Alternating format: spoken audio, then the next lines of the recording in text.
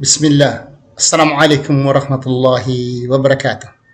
Hahalongkatin natin ang ginagamit palagi ng mga Kristiyano nga si Jesucristo raw ay isang tagapagligtas sa hindi lamang sa bayan ng mga Hintil, kundi sa lahat ng mga taong may pananampalataya sa Kanya. Okay? Hahalongkatin natin. Saan mabasa? Dito mabasa sa Isaiah 7:14. Ito ang palaging ginagamit nila.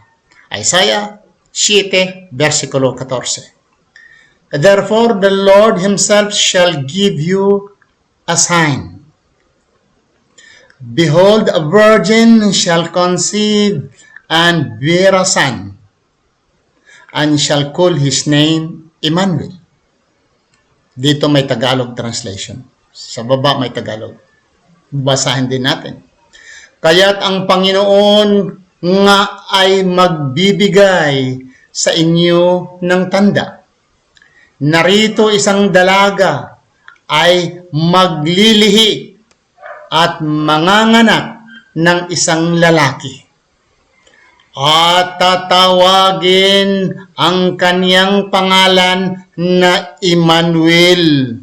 Sino yun? Si Jesus yun, sabi nila. Ang babae na yun ay si Maria. Isang virgin o isang dalaga, manganak ng isang lalaki. At ang kanyang pangalan ay tatawagin na Emmanuel. Lahat ng mga Kristiyano na nakikinig nito, naniniwala nito, si Jesucristo yan. Pero yung hindi naniniwala, nag-Muslim. Hindi naniniwala, nag-Muslim. So, halongkatin natin kung totoo po ba talaga nga ito ay si Jesucristo. Nang isang lalaki, ipanganak sa isang dalaga, ang pangalan niya ay Emmanuel. Tanong, very simple question. Sinong nagtawag ni Jesucristo na Emmanuel? Hoy, Emmanuel! Emmanuel na Panginoon! Sa kapanahon ng Jesus, Sinong tumawag ni Jesucristo sa kapanahonan niya? Emmanuel na Jesucristo. Emmanuel. Tingnan natin kung Emmanuel ba talaga ang pangalan niya. Dahil isang lalaki isisilang mula sa dalagang babae, ay tawagin na Emmanuel. Babasahin natin ang Biblia. Lucas 2:21.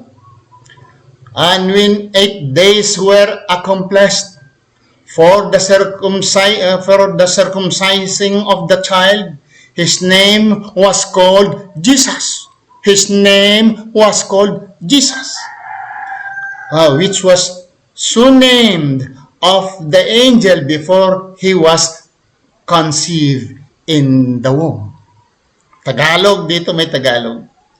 At nang makaraan ang 8 araw upang tuliin siya, ay tinawag na Jesus.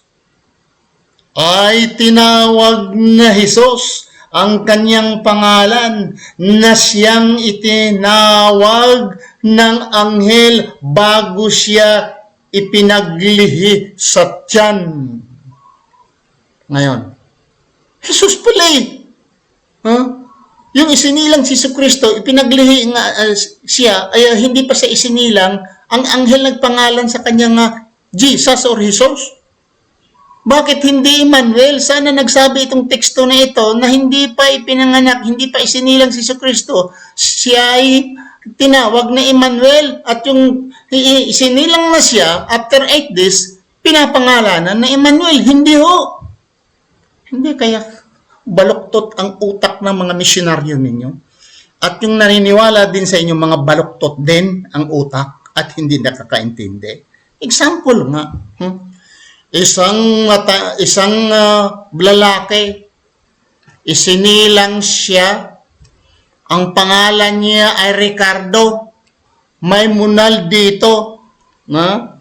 Ang pangalan niya ay Ricardo. Ang nanay niya ay ganito. Ngayon, yung isinilang, hindi naman Ricardo ang pangalan Ibrahim. Ibrahim yung isinilang siya, may nunal dito. Pinanganak siya ay Ibrahim ang pangalan, hindi naman Ricardo.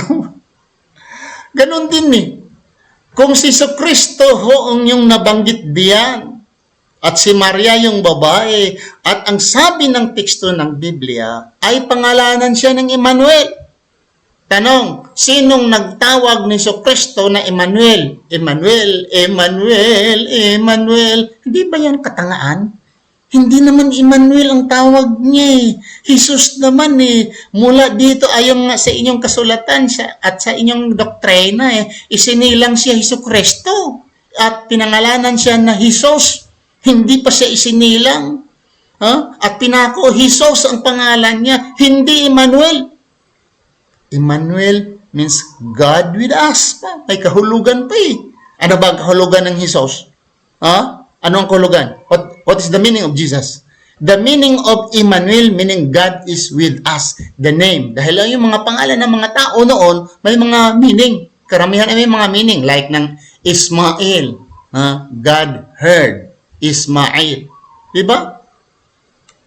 So, maraming salamat sa inyong panonood. So, yung mga pastor ninyo, hinto na kayo sa paggamit niyang Isaiah 7 na, yung Isaiah 7:14. Ito sa referring daw kay Kristo na tawaging Emmanuel. Hindi naman Emmanuel ang pangalan niya.